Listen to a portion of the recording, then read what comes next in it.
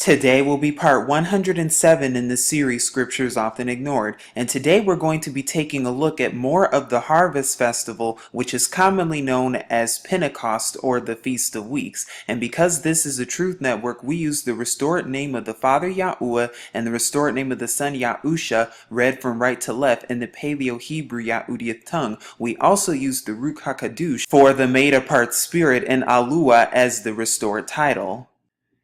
And as you will learn, or in case you already did not know, or in case you're new to this network, what this network is about restoring everything, restoring what was lost. And that's what we're going to be talking about today. So we're going to be talking about the Harvest Festival and going into detail about it, as well as covering certain subjects that we talked about 2 years ago, in case you might have missed that Scriptures Often Ignored, and then later on in the video going over how to observe it today. Now you can also take a look at YAHUSHA or Acts chapter 2 to learn more about this, and we've gone over this in previous videos. For the sake of time, we're not going to go over it today, at least the entire chapter, but I recommend you do so in your own time.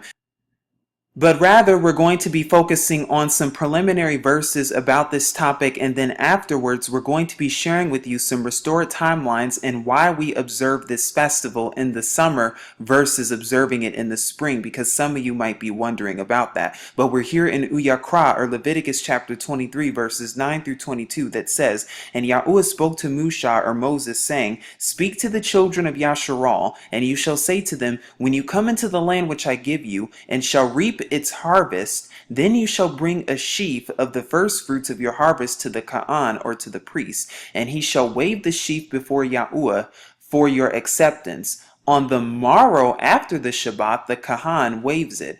And on that day when you wave the sheaf, you shall prepare a male lamb, a year old, a perfect one, as a burnt offering to YAHUAH, and its grain offering 2/10 of an ayapah or ephah of fine flour mixed with oil, an offering made by fire to YAHUAH, a sweet fragrance, and its drink offering 1/4 of a hin of wine.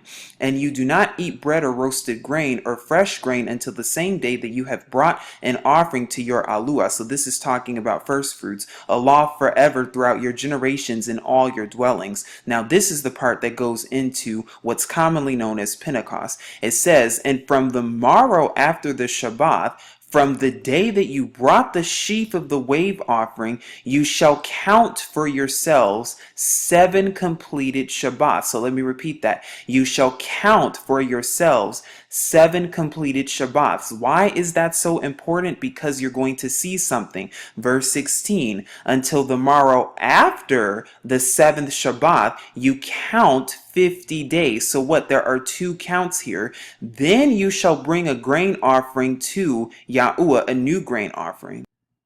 So as we just noted, and as we just see in this verse, we see that there are 2 counts. So the first count to get to the real restored harvest festival is the 7 Shabbats after the wave sheaf offering, that's during the festival of unleavened bread. But then there's another count. There's the second count, which is 50 days, which starts on the morrow after the 7th Shabbat. And if you take a look at these verses, you'll see that the word count is used twice right here. Now see, the problem with these wicked translators is that if you look at the KJV, this verse will tell you it shall number 50 days, but we've gone over that in our previous video on Pentecost that was done 2 years ago. If you have not already seen it, please do so in the description box below, and we'll also link it here. The reason this is so very important, folks, is because your translators have had an agenda in mind with this specific appointed time. And what is that agenda? To hide it so that you don't know the real one, not anymore until now.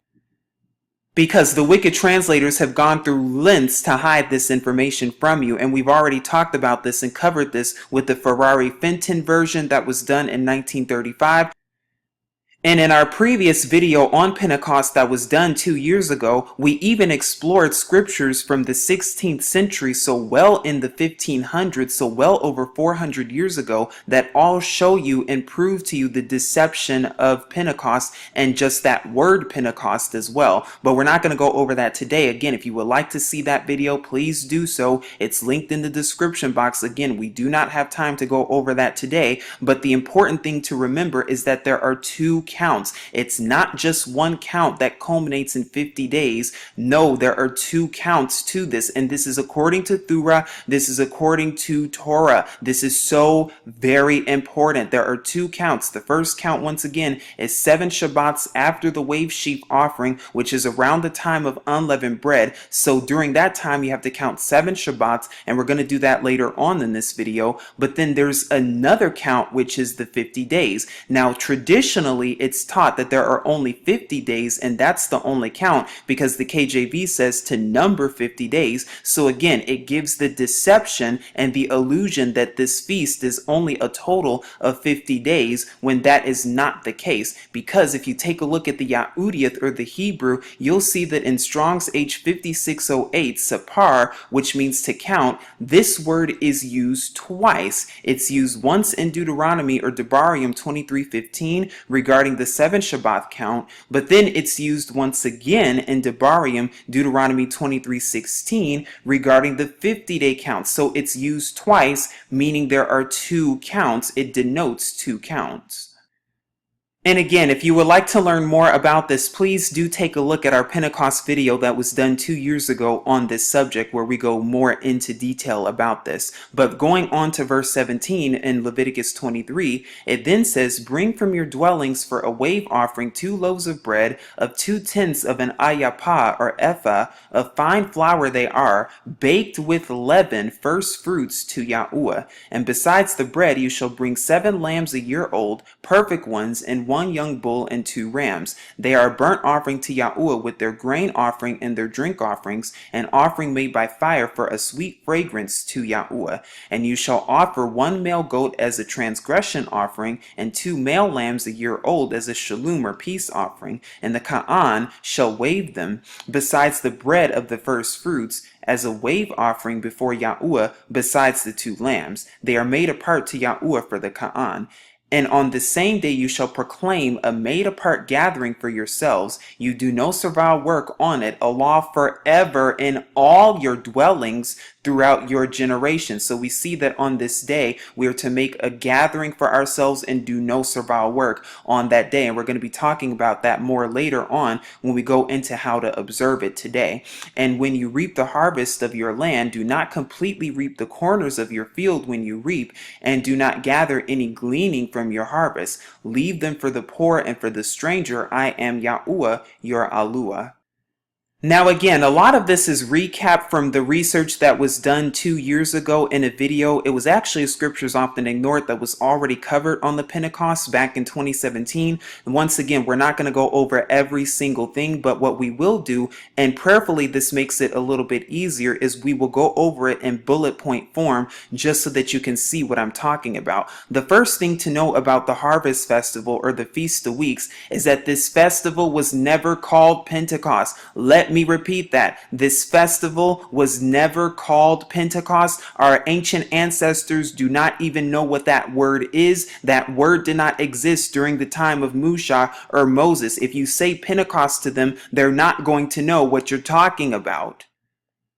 Because rather, this festival was always referred to as the Harvest Festival. These are two different terms. These are totally two different things, and it's very important that you have this understanding and understand that these are two totally different things. And I pray that you understand this today and see the deceptions behind this and behind the word games that your translators have played with, adding and taking away. But let's keep going. It was also known as the Festival of Weeks. So the Harvest Festival, Festival of Weeks, they were used interchangeably. That's how it was known. Now in the YAHUDIYAH or the Paleo-Hebrew tongue, it's also known as Chag HaShabua'uth, or also known as the Feast of Weeks. The Chag right here meaning feast or festival, and then the Ha, which is the, and then Shabuah, which means week, and then the Uth right here denoting the plural. So we wrote it right here how the Uth is the plural suffix which denotes weeks, plural, or the Uth right there, which are these two letters right here, and then Shabuah, which means week, singular, or the first 4 letters right there with the Ha in front of it, which simply means the. So the Festival of Weeks right here, or Chag HaShabua'uth right there. So that's how it's known in the ancient Paleo-Hebrew or the Yahudiath tongue, which is our language, the restored language. And again, that's what this channel is also doing, restoring the language and what's seeking the ancient path. But if we keep going, you'll also see that the word Pentecost was a Greek addition and was inserted via Greek captivity, which is why you see this word used in the Maccabean account, because somebody actually mentioned how the word Pentecost is actually in the book of Maccabees, once again adding and taking away, because once again this word did not exist during the time of Musha and during the time of the giving of the law. That's not the word that was used, and that was never referred to as this festival. But anyway, let's keep going. Besides Maccabees, the word Pentecost does not appear anywhere in the so-called Old Testament, and I would like to correct that, because I know in the video 2 years ago I said that the word Pentecost was not anywhere in the Old Testament, but you do see it in the Maccabean account. The reason you see it there is because during the time of the Maccabees, that was the time of Greek captivity. So of course they were already hard at work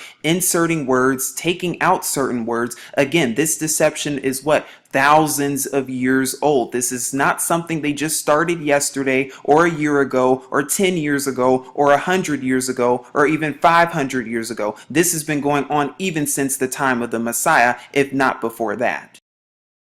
Deceptions for thousands of years, not anymore. Deceptions exposed, just like with the true locations. But let's keep going, because then it says in correct translations, the correct phrase harvest festival is used in the so-called New Testament passages in Acts 2:1, Acts 20:16, and 1 Corinthians 16:8. Now again, we've gone over this in great detail in our other video that was done 2 years ago. So if you want to learn more about this, please take a look at it in the description box below, where the Weymouth translation is the only one that actually uses the correct phrase harvest festival, because in all of these 3 passages right here, you will see that the translations, they use what? The word Pentecost, which is incorrectly used, because that's not how it was known back then. Once again, adding and taking away. And again, we talked about this too in the previous video, how the word Pentecost itself is a Greek word stemming from the Greek penta, meaning 50.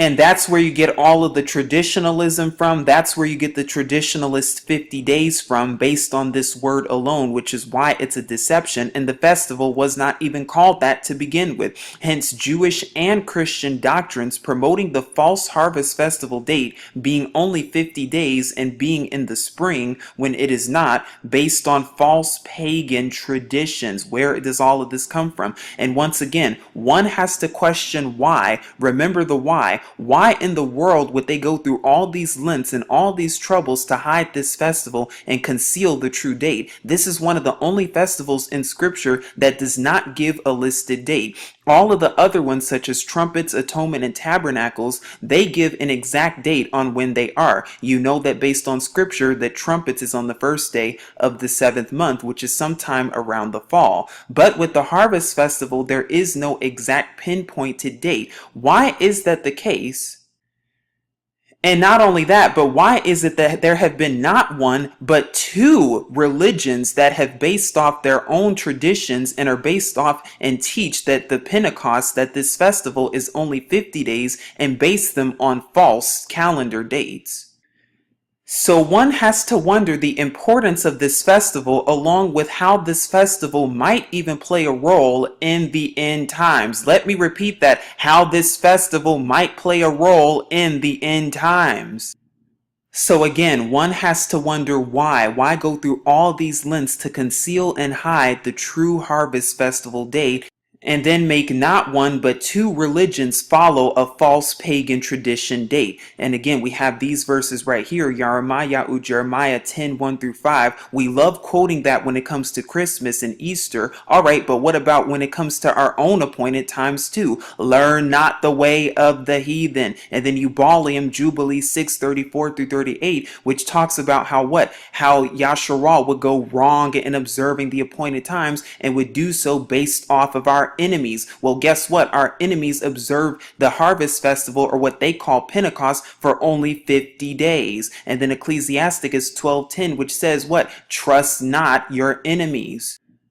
But again, we're going to keep going because this is a very important topic when it comes to these appointed times. And again, Yasharal, we have to get these appointed times in order when it comes to this, especially this year in the 400th year. But anyway, it goes on to say, not to mention how Christianity has started a religion of its own within a religion within a religion based on this called Pentecostalism. So you see how all of this has been stemming from false pagan traditions of the false 50-day count based on something that's not even named the original festival, based on Pentecost alone, when the real festival is not even named that. Now, prayerfully, this is making sense. Once again, if you would like more understanding about this, you can please watch our video on Pentecost that was done 2 years ago, where we explain more of this. But there's also something very important to note that I did not note in that video 2 years ago, and that's this bullet point right here, which says, wicked translators also rewrote over apocryphal books to fit their false narrative of the false spring harvest festival, or what they call Pentecost, being in the 3rd month during the spring when it is not. And if you look at the book of Jubilees, the book of Jubilees will tell you that they celebrated the harvest festival, or what's commonly known as Pentecost, towards the middle of the 3rd month. But this is not true because this is not scriptural. So you have to understand and use discernment with this stuff and realize how far the wicked translators went, because the Qumran calendar also observes the traditional 50-day count for the festival being in the scriptural 3rd month. And you could take a look at that calendar. But the problem with this is that it's not based on scripture, as the real harvest festival is in the summer in the scriptural 4th month. And I'm about to prove that right now with scripture itself. Again, letting scripture speak for itself, not my opinions, but what the word actually says. And also, when it comes to these apocryphal, pseudepigraphal books, folks, it's important to use discernment with these books at all times, because if they are not lining up with Thurah or Torah, then you really need to seek prayer on this subject, especially with books like Jubilees and Jasher. No, I'm not saying throw them out completely, but what I'm saying is that you need to use discernment. What am I talking about? Because if you also take a look at Jubilees chapter 50, you will see that there's a command there that's listed that says that you are not to fast on the Sabbath. Well, what's the problem with that? The problem with that is that Moses himself, he fasted for 40 days and 40 nights, and so did the Messiah himself. So that means they fasted at least through 5 of the Shabbats. You see what I'm talking about? It's important to really seek discernment with these extra books and to really read between the lines and really seek the Ruach HaKadosh on this to lead you and guide you into all truth. Because books have been rewritten, books have been tampered with, books have been burned. There's been a whole lot of deceptions, and what we're trying to do on this network, what we are doing, is uncovering the deceptions, the truth being revealed to you today. But now we're going to prove with scripture itself that the harvest festival, or what's commonly known as Pentecost, is indeed in the summer and not in the spring. And so we're here at 3 times a year, spring, summer, fall, in Shavuot, Exodus 23:14 through 17, which says, 3 times in the year you are to observe a festival to me. Guard the festival of unleavened bread. 7 days you eat unleavened bread as I commanded you at the time appointed in the month of Abiyab, or Abib, the 1st month, for in it you came out of Mitzrayim, or Egypt, and do not appear before me empty-handed.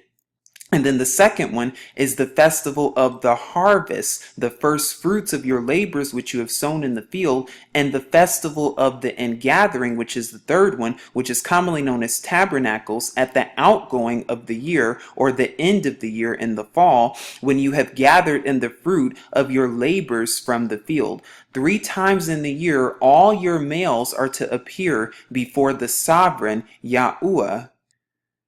So again, we see that 3 times that there are 3 feasts throughout the year. Now there are 7 appointed times total, but out of those 7 appointed times, 3 of them are known as actual feasts. And the three feasts are the ones we just listed: unleavened bread, the harvest, and then also in gathering, which is commonly known as tabernacles. But then there's also here in Shabua'uth, or Exodus 34:22-24, that says, "And perform the festival of weeks for yourself, of the first fruits of wheat harvest, and the festival of ingathering at the turn of the year." And of course, ingathering's talking about tabernacles at the turn of the year, or towards the end of the year. 3 times in the year all your men are to appear before the sovereign YAHUAH, the YAHUAH of Yasharal. For I dispossess nations before you, and shall enlarge your borders, and let no one covet your land when you go up to appear before YAHUAH your Aluah 3 times in the year. So we see it again right there, 3 times a year. And then finally here in Devarim, Deuteronomy 16, verses 16-17, now that we have our witnesses from Thurah, or Torah itself, 3 times a year all your males appear before YAHUAH your Aluah in the place which he chooses, at the festival of unleavened bread. So that's the first one. And then the second one is at the festival of weeks, or the feast of weeks. And then the third one is at the festival of booths, or tabernacles. And none should appear before YAHUAH empty-handed, but each one with the gift of his hand, according to the barakah, or blessing of YAHUAH your Aluah, which he has given you.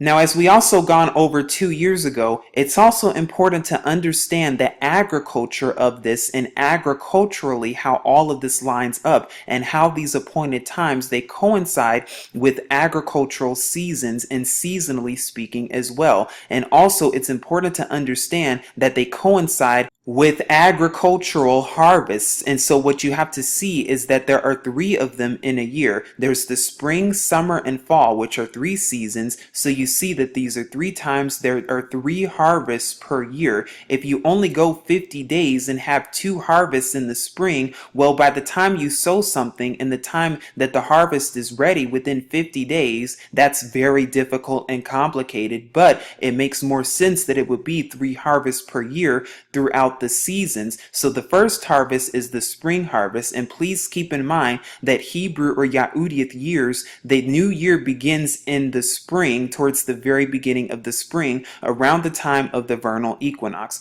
But during the spring harvest, which is towards unleavened bread, or so-called April, this is a time to harvest the crops that have been sown from the following year. So the crops that have been sown in the winter time, which was last year, because winter is at the end of the year and not the beginning of it, that is when you harvest those crops. But then when you get towards the summer harvest, which is the second harvest of the year, you're harvesting crops that were sown in the new year. So within the same years, crops that were sown from the spring during the season of unleavened bread. So about 3 months or so later, that's when you'll harvest those crops that were already sown within the new year. That's why it's also known as the first fruits harvest, because it's talking about a harvest from the crops that were sown within the same year. And prayerfully this is making more sense. I'm trying to do this as simple as possible, and with notes to make it as simple. But then also with the fall harvest, this is the third and final harvest of the year,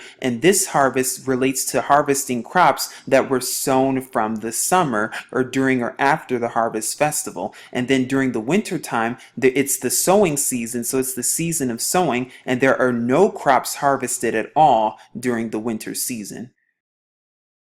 So again, like the word says, 3 times a year, there are 3 feasts within 3 times a year: spring, summer, fall. You have the festival of unleavened bread, that's in month 1, or the month of Abiyab as it's commonly known, which is in the spring. You have the summer, which contains the feast of weeks, or the harvest festival, which is in month 4, which we're going to go over more verses to prove this. And then fall as well, which contains the feast of booths, or tabernacles, which is in month 7, or in gathering. And this is at the end of the year. It's also important to understand with Yahudiath, or Hebrew counting, that there's what beginning and end. So what that means is the first 6 months are considered the beginning of the year, while the last 6 months are considered the end of the year. So month 7 is considered the end of the year. From month 7 through 12, that's the end of the year. And again, if you already have not seen our Chanukah or Enoch calendar video, please do so. That's also linked in the description box below. That will give you a refresher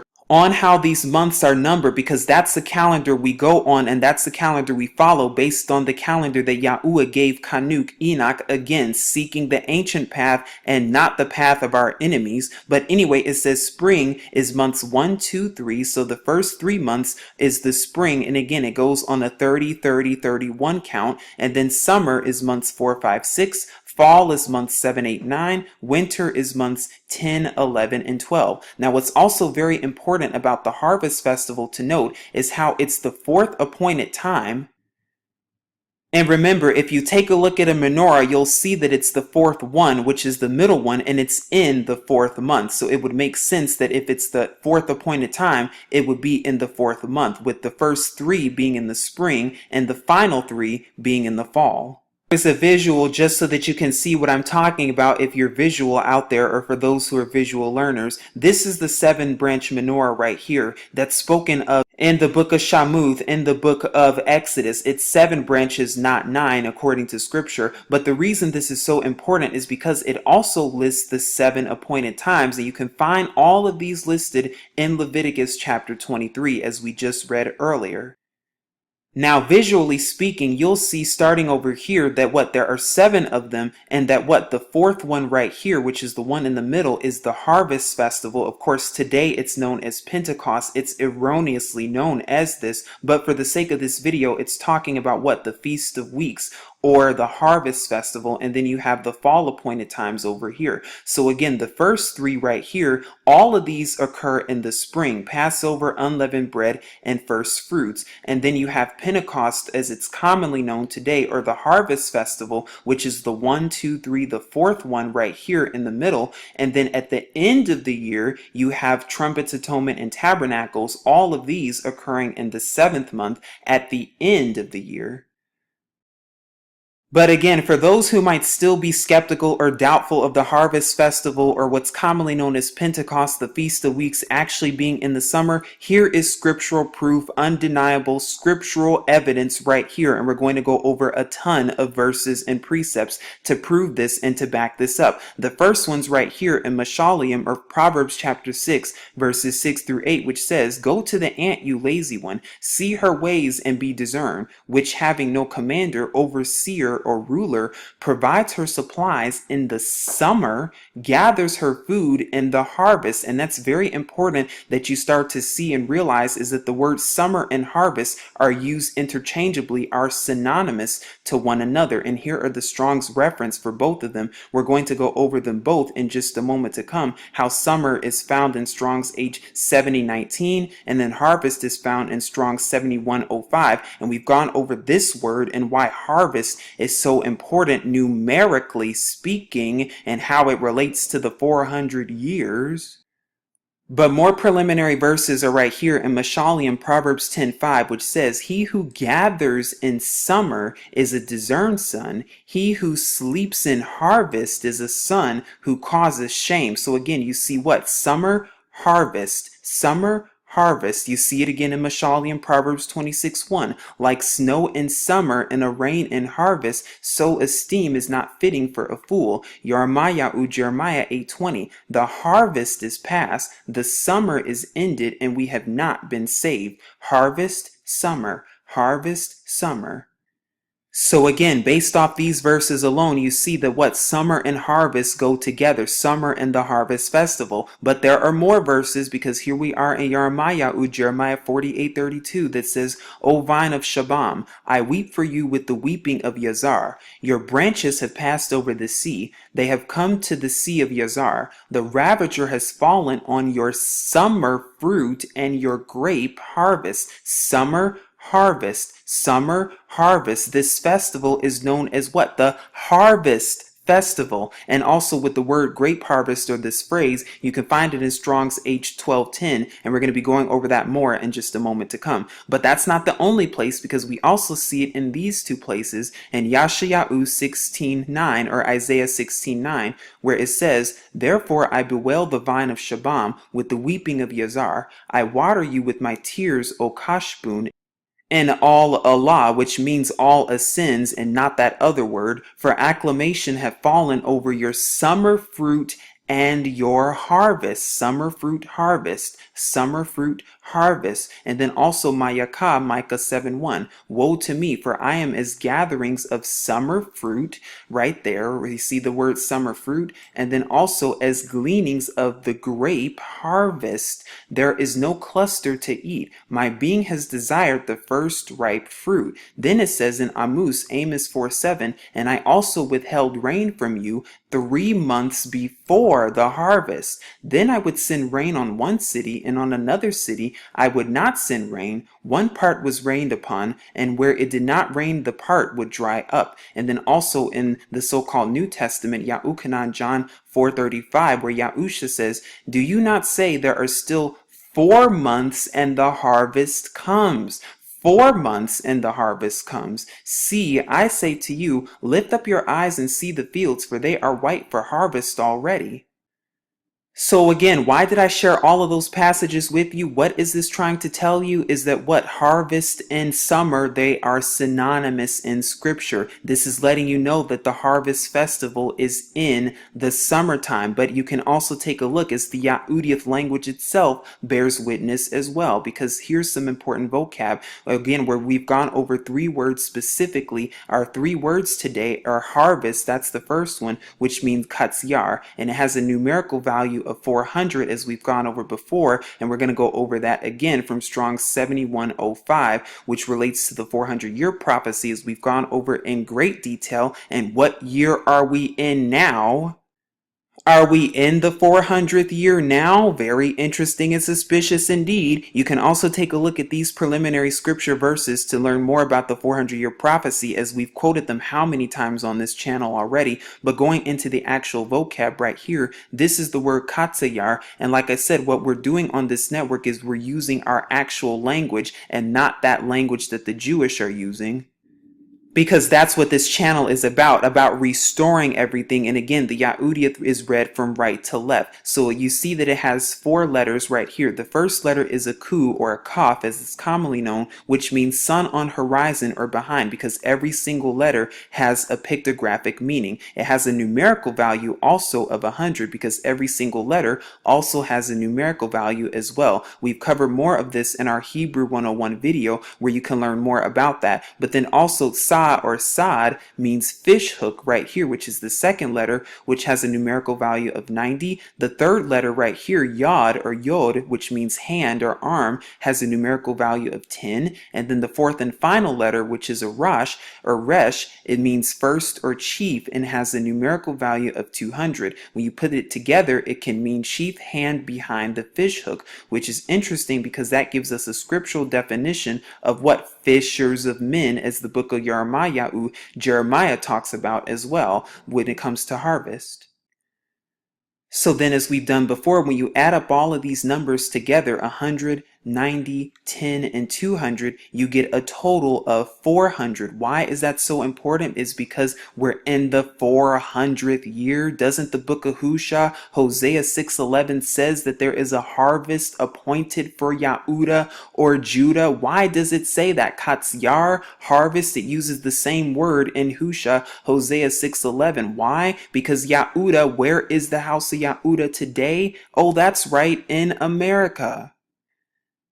And America celebrating 400 years of slavery this year. Oh, wow. What perfect timing indeed. What harvest could it be referring to? Now do you see why this is so important? Not only that, but then we also see this word, which is summer. This is the second word, summer, which is kayats. And it has 3 letters right here. Now, why is this word so important? We're going to go over it because it has the ku or the kaf that we just went over, which means sun on horizon behind, and then the yod, which means hand or arm, and then the tsa or tsad, which means fish hook. And if you put that together, the word summer means hand behind the fish hook. You can find this word in Strong's H7019. It can also mean fruit. So the word summer can also mean the word fruit. So if you see the word fruit in scripture, it could also be this word as well, because Yahudiath words could have multiple meanings in the English. Now it contains the same three letters as Katziyar, which means harvest. That's so very important, folks, to keep in mind.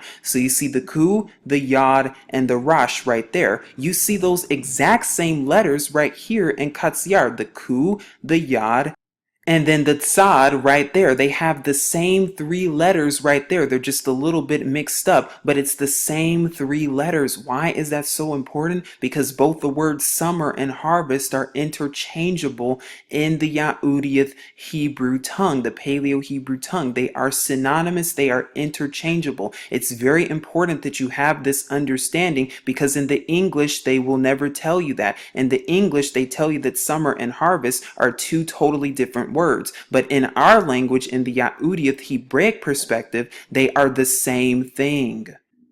And we've just proven that not only with how many verses from scripture that you can see above, but also we've even proven that with the language itself. But that's not the only one, because we also have this word here, the grape harvest, batsiar, and which is from Strong's 1210. And there are four letters right here, but you start to notice that it's almost the same as the word harvest. The only difference is just the first letter right here. This letter right here is the only different one, because it means the bath or Beth, which is house in, the Tsa or Tzad, which is fishhook, Yod or Yod, which is hand or arm, and then the Rash, which is first or chief. When you put it together, you get the chief, hand, house, and fishhook. And it's in Strong's H1210 and can also mean vintage or grape gathering. And again, it uses the same last three letters as in harvest, because again, it goes from right to left. So you see that the tsayar right there, these three letters right here, is the same letters that's used for the word harvest right here. It's tsayar, tsayar. So again, you see how this is interchangeable indeed, and uses the same last three letters as in harvest. Now, if you would like more understanding, I recommend you pause and rewatch that part. But as you'll see right here, that these three words in the English, harvest, summer, and grapes, which can also be used as the phrase grape gathering, they're all interchangeable in the Yahudiath language. Again, harvest and summer, they go together, proving that the harvest festival is in the summer and not the spring, meaning so-called Pentecost is in the summer and not the spring, along with grapes or grape gathering, as we've just shown you and proven. And again, the word harvest with the 400 years.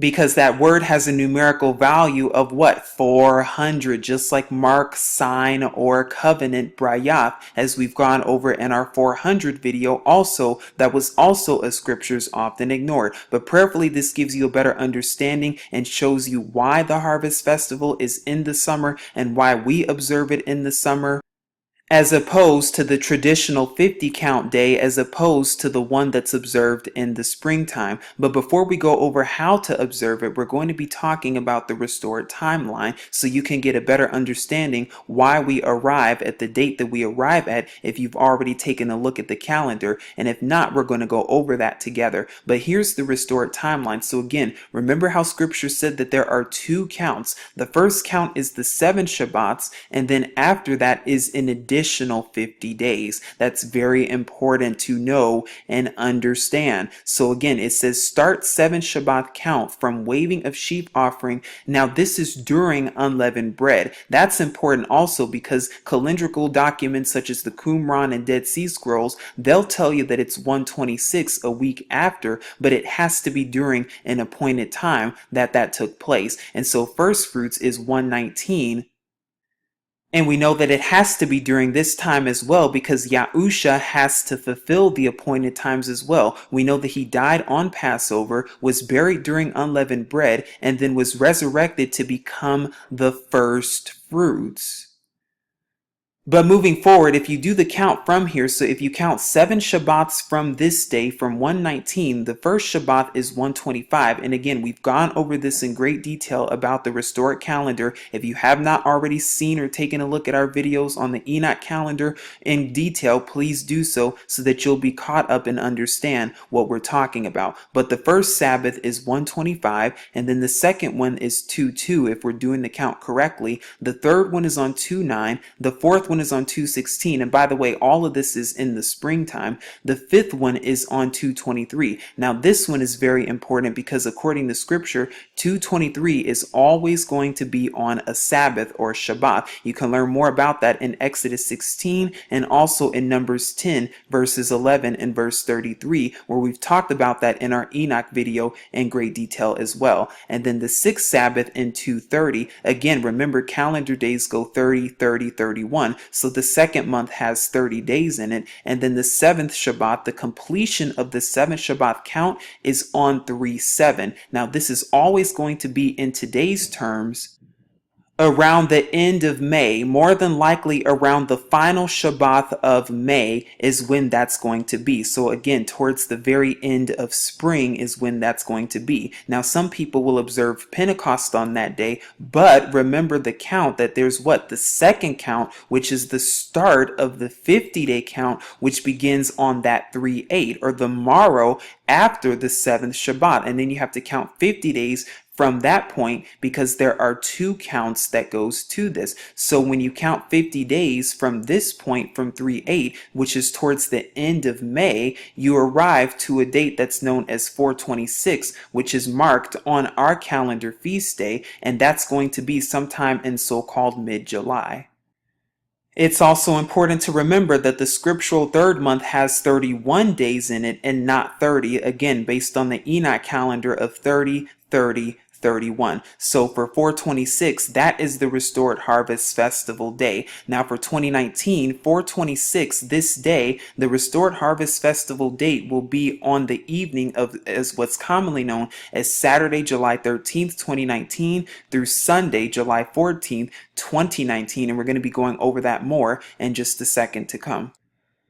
But I wanted to share something else about this appointed time that you may have not known, and it's very important actually, and I prayerfully it'll also help you in your studies as well. But we're going to be going over the timeline of the Har Sayanya or the Mount Sinai Exodus account as well, and how it adds up and how everything starts to add up. Now it says right here, arrival to Har Sayanya, which is commonly known as Mount Sinai, they arrived there in the third month. Shabua'uth Exodus 19:1 says, in the third month after the children of Yasharal had come out of the land of Mitzrayim or Egypt, on this day they came to the wilderness of Sayanya or Sinai. Now some translations will say it was the beginning of the third month or the first day, but regular translations say in the third month. So it was sometime in the third month. Why is that important? Because the translators want you to think that, oh, in the third month, that's when Pentecost took place. No, not exactly, because then it took them 3 days to prepare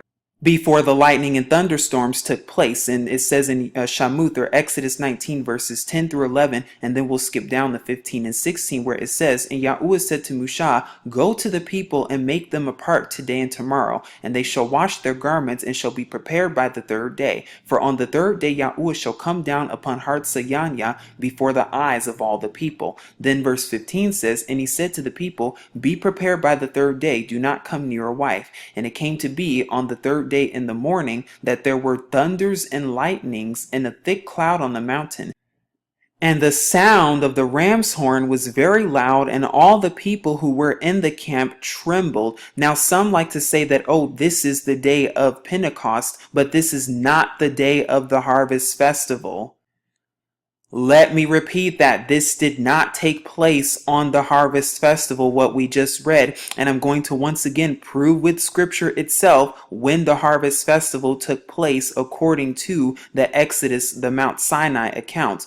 But rather, this took place sometime during the middle of the third month, approximately 40 days before the restored harvest festival. And we're going to be going over that, and I'm going to be proving that with scripture in just a moment to come. But what your wicked translators have done is that they've convinced you that this event fulfills Shabua'uth, or the Feast of Weeks, that this event took place on that festival day. Well, what does scripture say? Because when we go on, it then says the first ascension to mountain was 40 days and 40 nights. So we know that Moses, after this, made his first ascension, which according to Exodus 24:18 and Deuteronomy 9 verses 9 through 12. But then it was after the 40 days and 40 nights that the golden calf incident took place, when Moses descended from the mountain, and this was on the harvest festival according to Exodus 32 verse 5. And then the harvest festival took place at the end of the first 40-day 40-night ascension, not before that. And where's our proof and witnesses to back this up? Well, let's see, because now we're going to take a look at Shamuth, or Exodus chapter 32 verse 1 through 6, which says, "And when the people saw that Musha was so long in coming down from the mountain, the people gathered together to Aharun and said to him, 'Arise, make us mighty ones who go before us. For this Musha, the man who brought us up out of the land of Mitzrayim, we do not know what has become of him.' And Aharun said to them, 'Take off the golden earrings which are in the ears of your wives, your sons, and your daughters, and bring them to me.' And all the people took off the golden earrings which were in their ears and brought them to Aharun. And he took this from their hand, and he formed it with the engraving tool and made a molded calf. And they said, 'This is your mighty one, O Yasharal, that brought you out of the land of Mitzrayim.' And Aharun saw and built an altar before it." Now this part's important. "And Aharun called out and said, 'Tomorrow is a festival to YAHUAH.'" So Aharun knew that it was a festival. Why would he say that? And that's another reason why YAHUAH was angry with our people that day, not just because of the golden calf, but because they did it during a festival. Well, there are only 3 festivals according to scripture. One of the festivals had already taken place, which was unleavened bread, so we know it cannot be that one. And then according to scripture, we know that it was the 3rd month according to Exodus 19, but now we're already in Exodus 32 after the 40 days and 40 nights. So that brings us to sometime towards the end of the 4th month. So we know that it cannot be tabernacles either. So it has to be the festival, the harvest festival, the Feast of Weeks, because according to scripture, there are 3 feasts throughout the year that are to be observed 3 times in a year. And to make matters worse, because we know that the festival, the harvest festival, is always on day 1, or commonly known as Sunday, or from Saturday evening to Sunday evening in the restored calendar. Because of this, they made the golden calf on a Sabbath to make it even worse. So they profaned the Sabbath as well. But then verse 6 says, "And they rose early on the next day and offered burnt offerings and brought peace offerings." Why was YAHUAH so angry about this? Not just for idolatry, but because they were supposed to be offering offerings for the harvest festival. They were supposed to be offering offerings to YAHUAH on this day per the harvest festival, and men were supposed to appear before YAHUAH on this day. They were not supposed to be offering to idols. That's another reason why YAHUAH was so infuriated with our people that day, because they were doing all of that on an appointed time. And the people sat down to eat and drink and rose up to play. Instead of celebrating the harvest festival like they were supposed to, they instead committed idolatry on that day. But this again goes to show you that the harvest festival is the 4th month in the summertime. So now, following the timeline, so now we see that it's the harvest festival in the summer towards the end of the 4th month. But then after the harvest festival, Moses cries out for 40 days and 40 nights. And you see this in Deuteronomy chapter 9, verses 17 through 18. He then ascends to the mountain a second time for another 40 days and 40 nights, or Deuteronomy 10:10. And prayerfully you're understanding this, folks, because this is a very important concept concept to understand that there are 3 different 40 days and 40 nights accounts. There are 2 of them where he went to the mountain 2 times, but then there's also the one where he cried out for 40 days and 40 nights. So from the timeline of the Harvest Festival up until this point, it's a total of 80 days, a grand total of 80 days. Well, it just so happens that if you look at the restored calendar, and we're going to be doing this together, that 80 days after the Harvest Festival, that's on 4/26, according to the restored calendar, you arrive to the first day of Tabernacles, which is 7/15. But this does not happen if you observe the Harvest Festival in the 3rd month, or if you observe it based on the false 50-day count. Let me repeat that. This does not happen if you observe it based on the false Pentecost day, based on the false 50-day count that the Jewish and the Christians observe. And this is a very important prophetic timeline, folks, especially in the 400th year. And I pray that your eyes are open to this and you're seeing the importance of this, because it says they are commanded to possess the land on the first day of Tabernacles, according to Deuteronomy chapter 10, verse 11. And we're going to be going over those verses in just a moment to come. But before we do, I want to actually show you that how it's 80 days from the Harvest Festival to the first day of Tabernacles right now. Now here's the calendar for 2019 specifically. I know many people have been asking about it. Once again, I will link it in the description box below just so that you will be able to see it and print it out for your own records. Now what I've done is that we have the month number listed, the scriptural month, the number of days in the month based on the Kanuk Enoch calendar 30, 30, 31, and then when it begins based on Gregorian dates and when it ends. And again, days begin at sundown in the YAHUDIAH calendar. Now what you'll see is the feast and Shabbats. We list them right here. The weekly Sabbath is always from Friday evening to Saturday evening, as it's commonly known today, and we've done plenty of videos on this stuff, so we're not going to reiterate it today.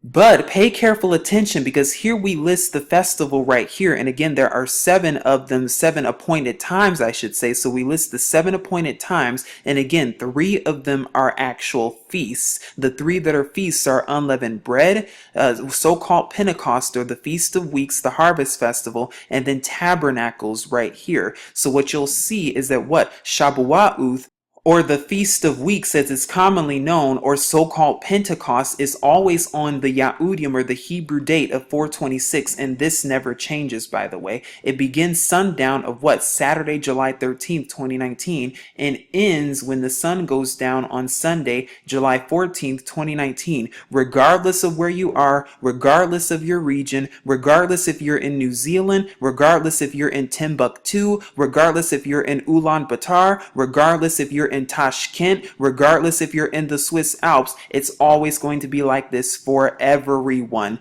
So prayerfully you understand that as well. But when you go to the first day of Tabernacles, the first day of Tabernacles begins when? On October 1st, 2019 to October 2nd of 2019, day 1, 7/15. And we also list the scriptures right here where you can learn more about it on how to observe it. So we list Shabua'uth right there, or the Feast of Weeks, which is 4/26, the 7 Shabbat count plus the 50-day count that we just went over, when it is and when it will be this year, from July 13th through July 14th, 2019, from evening to evening. But pay careful attention to these dates. So you see right here, 2019, July 13th, 2019 is when the festival will begin, when the Harvest Festival will begin, when the sun goes down. And then it just so happens that the beginning of Tabernacle 7/15 begins when? October 1st, 2019. Well, when you put these days together, if you add 80 days from here, what do you get? Let's find out. So now we're here at timeanddate.com, and the reason we're here is because we're at the date calendar where it says add to or subtract from a day. So again, we're here at the start of the Harvest Festival, which this year will begin as of July 13th, 2019, when the sun goes down that Saturday evening, so-called. When you add 80 days, what day do you get? You get the evening of October 1st, 2019. 80 days. So you add 80 days, you get October 1st, 2019, the evening of it, which is the same time that when Tabernacles begins, 80 days complete. And what you'll see is that this happens every year, no matter what. No matter the Gregorian year, this will always happen. No matter the Gregorian year, on the restored calendar, the time from the Festival of Weeks or the Harvest Festival to the first day of Tabernacles, it will always be 80 days. Regardless if there is a leap year or not, this will always take place. And we have the 2018 calendar to bear witness as well. Again, no matter what year, this is always going to be the case. Because as you see right here, Shabua'uth, or what's commonly known as the Feast of Weeks, began last year in 2018 as of the evening of Saturday, July 14th, 2018. And again, this calendar is on a 364-day scale. But when you keep going to Tabernacles that was last year, Tabernacles last year began on October 2nd, 2018. Again, do you get 80 days between this time for 2018? Let's find out.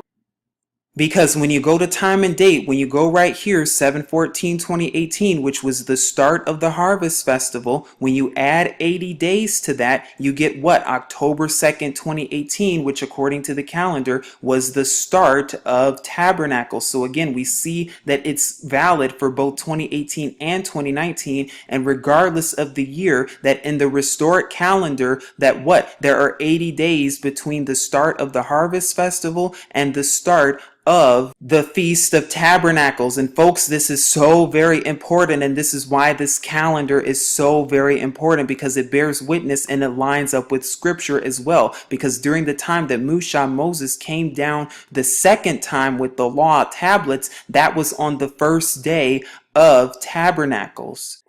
So we see how all of this aligns with the appointed times indeed.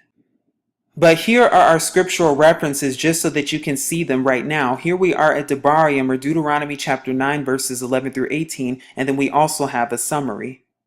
Before we read this, another important thing to note about the number 80 is the fact that in the Yahudian language, it's what letter? Pa or Pei, which means what? Mouth, word, or speak. Very interesting indeed. But now we're going to be reading Devarim, Deuteronomy 9 verses 11 through 18, which says, "And it came to be at the end of the 40 days and 40 nights that YAHUAH gave me the 2 tablets of stone, the tablets of the Briath or covenant. Then YAHUAH said to me, Arise, go down quickly from here, for your people whom you brought out of Mitzrayim have acted corruptly. They have quickly turned aside from the way which I commanded them. They have made themselves a molded image. And YAHUAH spoke to me, saying, I have seen this people, and look, they are a stiff-necked people." Because again, remember, this was on the Harvest Festival. They were supposed to be celebrating the Harvest Festival and offering their offerings to YAHUAH, not to idols on that day. Verse 14 says, "Leave me alone, so that I destroy them and blot out their name from under the Shamayim, or heavens, and make of you a nation stronger and greater than they. So I turned and came down from the mountain, and the mountain burned with fire. And the 2 tablets of the Briath or covenant were in my 2 hands. And I looked and saw that you had transgressed against YAHUAH your Eluah, and had made for yourselves a molded calf. You had quickly turned aside from the way which YAHUAH had commanded you," quickly, because YAHUAH had just commanded them to observe the Harvest Festival not even within 4 months ago. So how they gonna turn quickly away just like that? Come on. So verse 17 says, "And I took the 2 tablets and threw them out of my 2 hands and broke them before your eyes. And I fell down before YAHUAH," so this is the second one, "as at the first 40 days and 40 nights. So we see that Musha really pleaded for our people. "I did not eat bread and I did not drink water because of all your transgressions which you committed in doing evil in the eyes of YAHUAH to provoke him."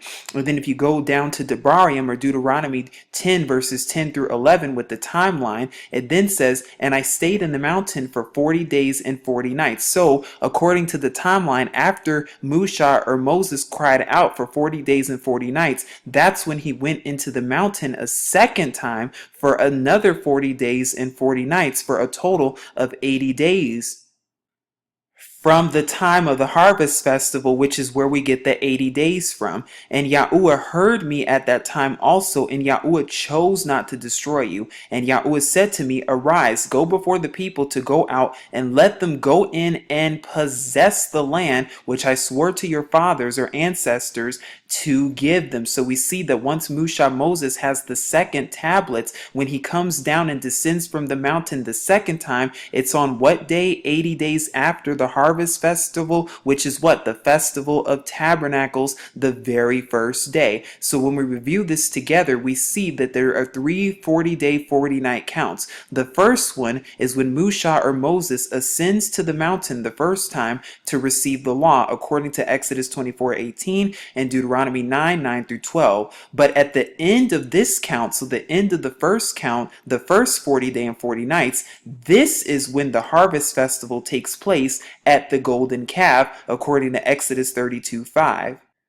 The second count occurs when Moses cries out for Yasharal because of their transgression with the golden calf, according to Exodus 32:1-6 and Deuteronomy 9:16 through 18, which we just read. And then the third and final count takes place when Musha ascends a second time to the mountain to receive the law once again, because he broke the tablets the first time. And that's the other thing, Moses, he broke the tablets on the harvest festival. So he had to go back to the mountain a second time to receive them, according to Deuteronomy 10 verses 1 through 11. And when he descended a second time at the end of this 40-day and 40-night count, that was the first day of tabernacles.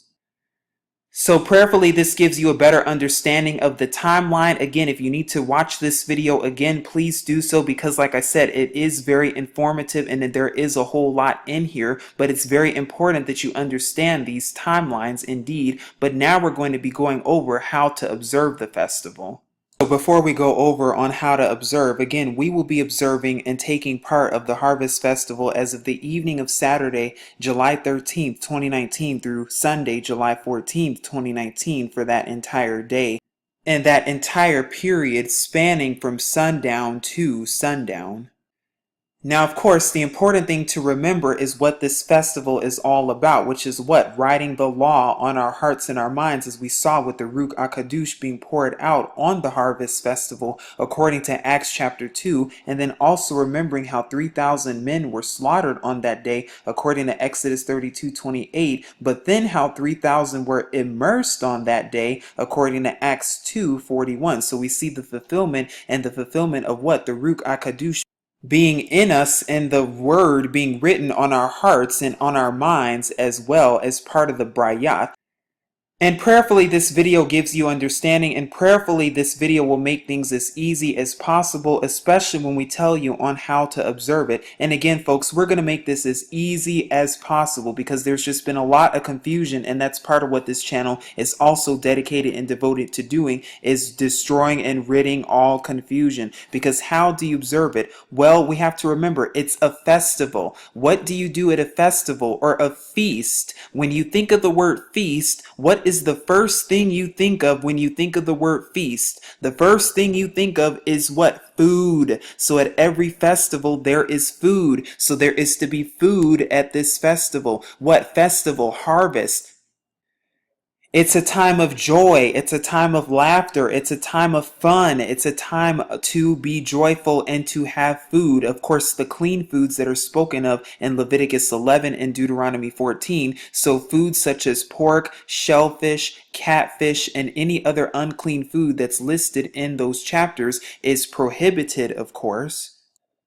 What I do according to the command is I also bake 2 loaves of bread with yeast or leaven. Now, if you're in a situation where you cannot do this, do not worry about it. As long as you're striving to keep this appointed time. Again, folks, that's what this is about. As long as you're striving to read Acts chapter 2 and Leviticus chapter 23 on this day. As long as you're striving to really make an effort to observe it to the best of your ability with you and your family. Now, according to scripture, it's also a made apart gathering. so you can have people over, or you can just have a made apart gathering with yourself and at your home as well. And of course, as we talked about, feasting and food, and it's also a day of no servile work. So what that means is no laborious work, like work that you would do, such as like construction work or like regular job work. That's what it's talking about. But you are allowed to cook and clean on this day as it pertains to the feast, because it is what a joyous occasion. You can listen to YAHUAH music. There's so much you can do.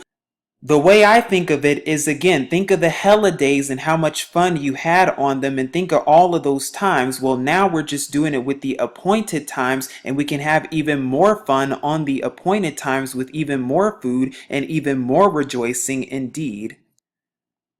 So prayerfully, this video helps you on your journey to truth as you continue to seek YAHUAH and his true son YAHUSHA. Once again, we will be observing the Harvest Festival, or the Feast of Weeks, as of the evening of Saturday, July 13th, 2019 through Sunday, July 14th, 2019, from evening to evening, so that entire 24-hour period. And again, it will begin when the sun goes down in your area or in your region, regardless of where you are, on the evening of July 13th, 2019. So you're probably going to have to look up what time the sun goes down on that day, so you'll know exactly when it starts and when it ends the next day.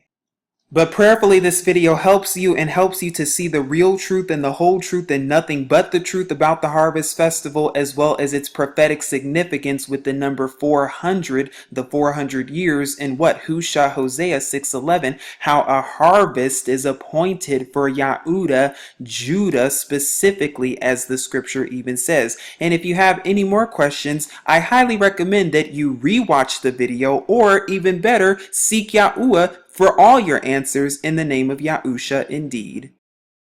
Now, if you're new to this channel or network, or if you're wondering where you can find more resources for your spiritual walk and journey, here are some playlists and other tools that will be linked for you in the description box below. We have the Living Righteously, which is our playlist that covers the scriptures and also gives encouraging words and motivational words that can really help you out in case you missed any of them. Now, if you missed any of the Scriptures Often Ignored playlists or the videos, because there have been over 100 thus far, well, that's alright, because you can take a look at our playlist of Scriptures Often Ignored, where we cover more scriptures that have to do with end-time prophecy, along with scriptures that are often commonly ignored in most places. You can also take a look at our Be Deceived No More playlist, where we go over the truth about topics such as religion, and topics such as the image and the mark of the beast, so that you will be deceived no more. Now, if you're wondering about scriptures in the Torah specifically, or the first 5 books of scriptures, and wondering the truth about that, you can take a look at our Torah Truth playlist, where you will find more information and more scriptural resources on that as well. And if you're looking for more motivation, well, you can take a look at our motivation playlist as well. And we've also linked certain playlists such as the